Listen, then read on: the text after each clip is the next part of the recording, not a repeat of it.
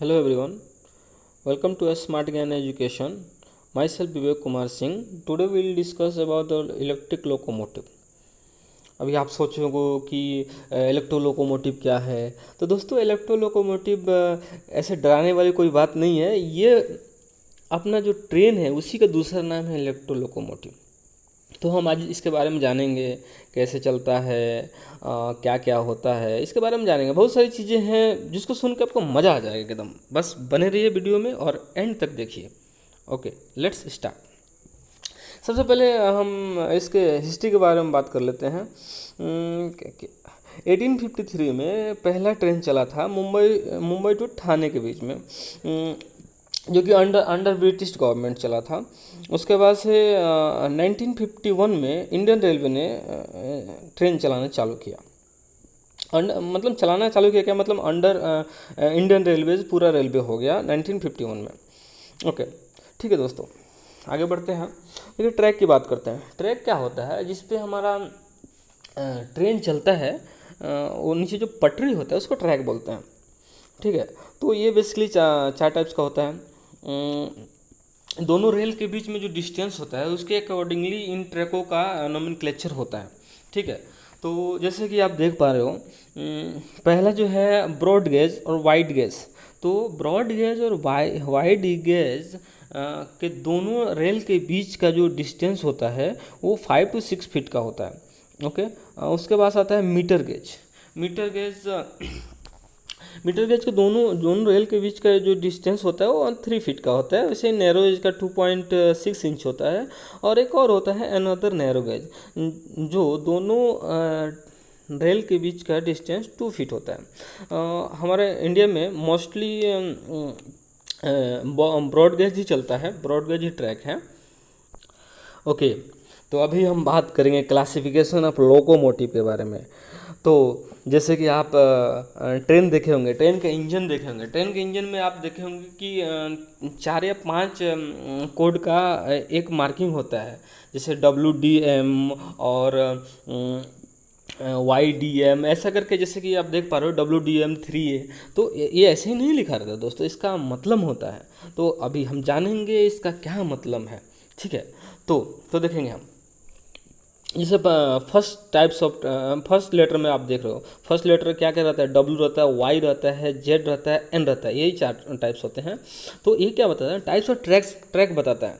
जैसे कि W रहेगा तो वाइड गेज है, Y रहेगा तो मीटर गेज है, Z रहेगा तो नैरो गेज है, N रहेगा तो अनदर गेज है। ठीक है ना? तो पहला लेटर का मतलब आप समझ लिए। नेक्स्ट देखेंगे जो सेकंड लेटर होता है। तो दोस्तों सेकंड लेटर जो होता है मोटिव पावर डिनोट करता है, मतलब किस पावर पे वो चलेगा।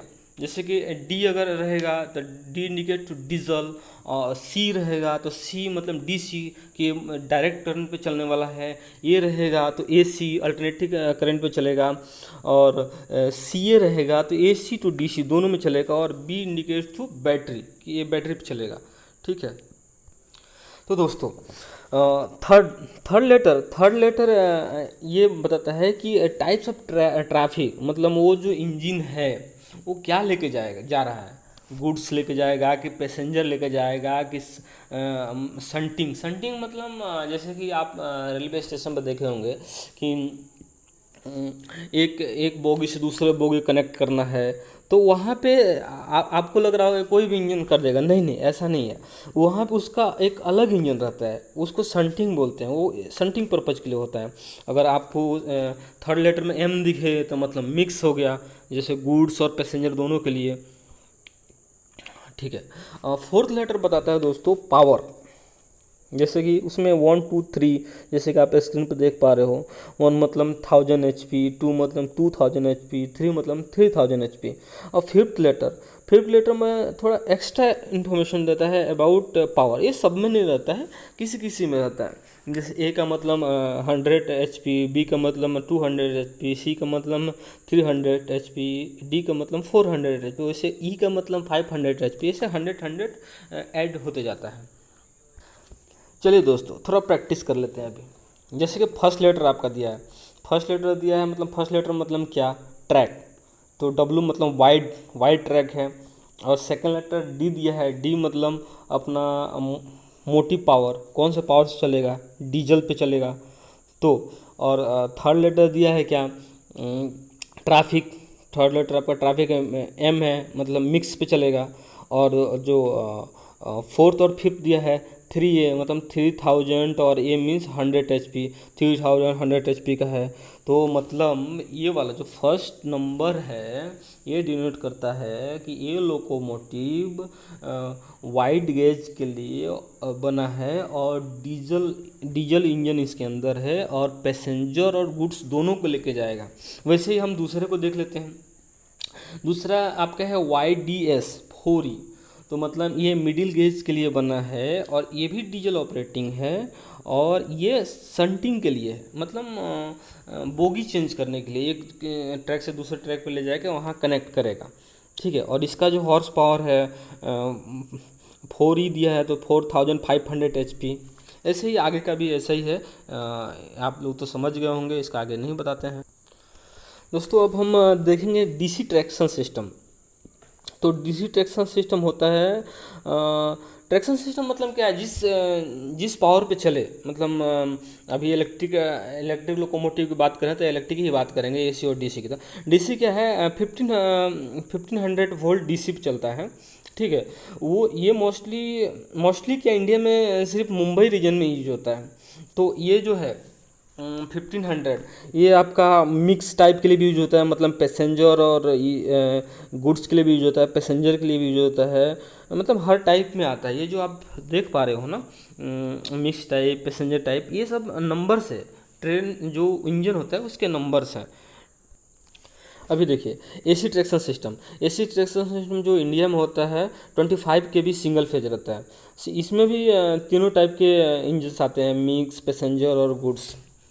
आगे बढ़ते हैं दोस्तों अभी हम बात करेंगे पूरे वर्ल्ड में इलेक्ट्रिक लोकोमोटिव के लिए सप्लाई सिस्टम क्या होता है। ठीक है, अभी देखिए डीसी ट्रैक्शन सिस्टम। तो डीसी ट्रैक्शन सिस्टम में दो टाइप्स के ट्रैक्शन सिस्टम होते हैं।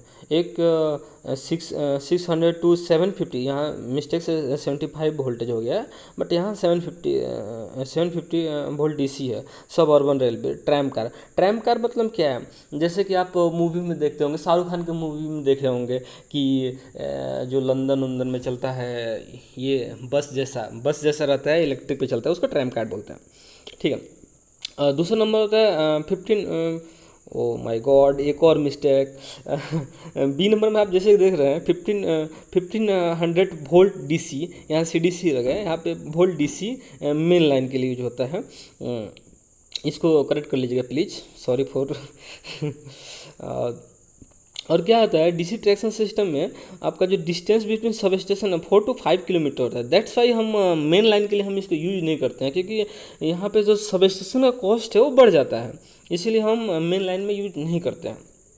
दूसरा आता है 3 फेज एसी सिस्टम। दोस्तों 3 फेज एसी सिस्टम स्टार्टिंग में चल रहा, उसके बाद से इसको आउट ऑफ सर्विस कर दिया गया, क्योंकि इसमें बहुत खर्च था, कंडक्टर कॉस्ट ज़्यादा लग रहा था, वगैरह वगैरह बहुत सारा खर्च था, और जो इसका फ्रीक्वेंसी था लो फ्रीक्वेंसी पे था, और कॉस्ट बढ़ जा रहा था, और मेंटेन करना मुश्किल था, इसलिए ये बंद हो गया।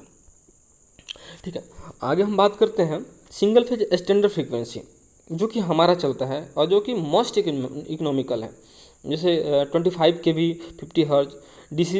इसमें क्या है दोस्तों, डीसी सीरीज मोटर यूज होता है। अब बोलेंगे डीसी सीरीज मोटर क्यों होता है, एसी टू डीसी कन्वर्ट कर दिए, कन्वर्ट करने के बाद इतना कॉस्ट क्यों लगाए, जब हम एसी से भी चला सकते थे। तो बात ऐसा होता है दोस्तों, डीसी सीरीज मोटर हम इसलिए यूज करते हैं कि हमारा डीसी सीरीज मोटर का स्टार्टिंग टॉर्क वेरी हाई रहता है, और जब हम चलेगा, जैसे हमारा ट्रेन चलता है तो उसका स्टार्टिंग टॉर्क बहुत ज़्यादा चाहिए, क्योंकि पूरा फुल लोड रहता है, इसीलिए हम दूसरा मोटर यूज करेंगे तो वो चल नहीं पाएगा, इसीलिए हम डीसी सीरीज मोटर यूज करते हैं। अभी बात कर लेते हैं distance between sub station 50 to 80 kilometres, मतलब दो सब स्टेशन के बीच की जो दूरी होती है 50 to 80 किलोमीटर्स होती है। ओके, नाउ एक और होता है single phase low frequency system 15 kV, और आपका फ्रीक्वेंसी 50/3 हर्ट्ज यूज होता है। ये दोस्तों एक डेवलप्ड कंट्री में यूज होता है, जैसे कि वेस्ट जर्मनी हो गया, स्वीडन हो गया। Okay, now will discuss about Kondo system. अब आप देखोगे क्या अजीब सा सिस्टम है। इसमें थ्री फेज, इसमें हम अब देखिए इसमें हमने थ्री फेज लिया, थ्री फेज लेकर उसको डीसी बनाएंगे, फिर डीसी से डबल फेज एसी बनाएंगे, उसके बाद इसको चलाएंगे।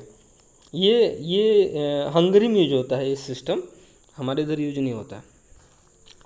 दोस्तों आपको एक और मैं लोकोमोटिव के बारे में बताना चाहता हूँ, जो कि डीजल इलेक्ट्रिक लोकोमोटिव होता है। मतलब डीजल से हम इलेक्ट्रिक जनरेट करेंगे, इलेक्ट्रिक जनरेट करके हम मोटर चलाएंगे और लोकोमोटिव चलाएंगे। ये यूज होता है यूएस में, क्योंकि वहाँ प्राइस लो है, डीजल का प्राइस लो होता है, इसीलिए वहाँ पे यूज होता है। नाउ अभी हम बात करेंगे block diagram of electric locomotive. तो हम बात करते हैं। अभी देखिए सबसे पहले हम ऊपर से बात करेंगे, सप्लाई कैसे आता है, कैसे क्या होता है। तो पहले बताता हूँ आपको।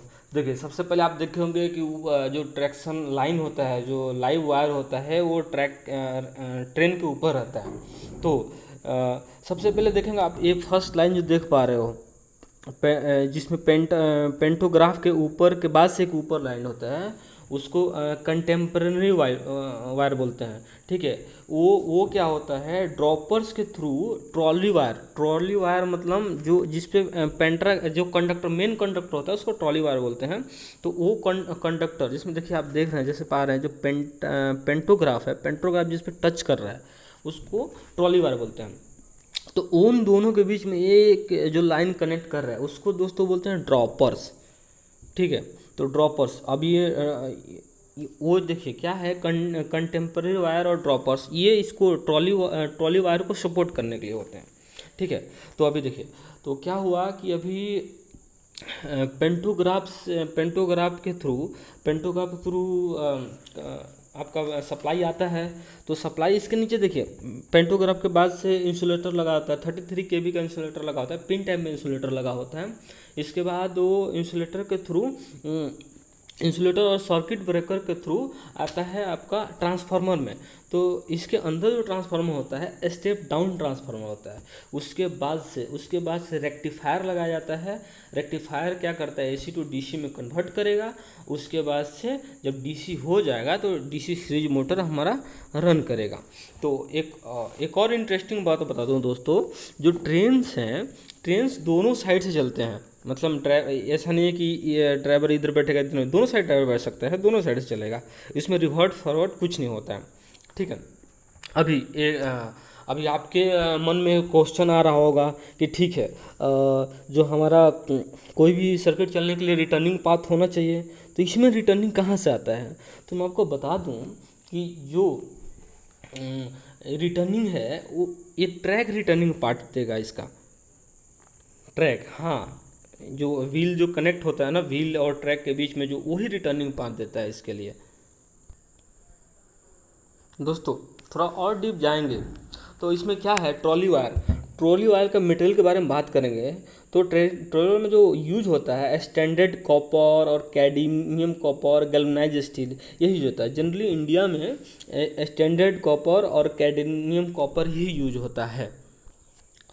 दोस्तों एक और इंटरेस्टिंग चीज़ बताता हूँ आप लोगों को। जैसे कि हम देखते हैं कि कभी भी हम लोकल ट्रेन में बैठते हैं तो लोकल ट्रेन स्पीड जल्दी पकड़ लेता है और स्लो जल्दी हो जाता है, तो हम बोलते हैं कि लोकल ट्रेन ज़्यादा स्पीड से चलता है। लेकिन ऐसा कुछ नहीं है, इसका बाउंड्री होता है। मैं उसको आज बताता हूँ आप लोगों को। तो देखिए क्या होता है, हमारे इधर 3 टाइप्स में रेलवे का क्लासिफिकेशन हुआ है, अर्बन, सब अर्बन और मेन सर्विस लाइन। तो अर्बन में क्या होता है, जो एसेलेरेशन मतलब जो स्पीड पकड़ने का है वो 1.5 to 4 km/h होता है। और जो सब अर्बन की बात करेंगे तो उसमें भी उतना ही रहता है, 1.5 to 4 km/h। लेकिन जो मेन लाइन में होता है 0.6 to 0.9 km/h एसेलेरेशन होता है, मतलब धीरे धीरे चलेगा, धीरे धीरे स्पीड बढ़ेगा। उसके बाद से आता है ये आपका जो मैक्सिमम स्पीड होता है, मैक्सिमम से अर्बन में 60 km/h होगा। और सब अर्बन में 80 किलोमीटर पर आवर होता है, और जो मेन सर्विस लाइन में होता है 150 किलोमीटर पर आवर्स होता है। इसीलिए यही कारण है कि हमारा जो लोकल्स होती हैं, लोकल्स स्पीड तेज़ जाती है, और डिसलेशन भी बहुत तेज़ होता है। लेकिन हमारी जो मेन लाइन की ट्रेनें हैं वो धीरे धीरे एक्सेलेरेट होगी और डीएक्सेलेरेट धीरे धीरे ही होगी। तो दोस्तों, ये था आज का सेशन। अगर आपको मेरी वीडियो अच्छी लगती है, आपको लगता है कि कंटेंट अच्छा है, तो please do like and share. Thank you.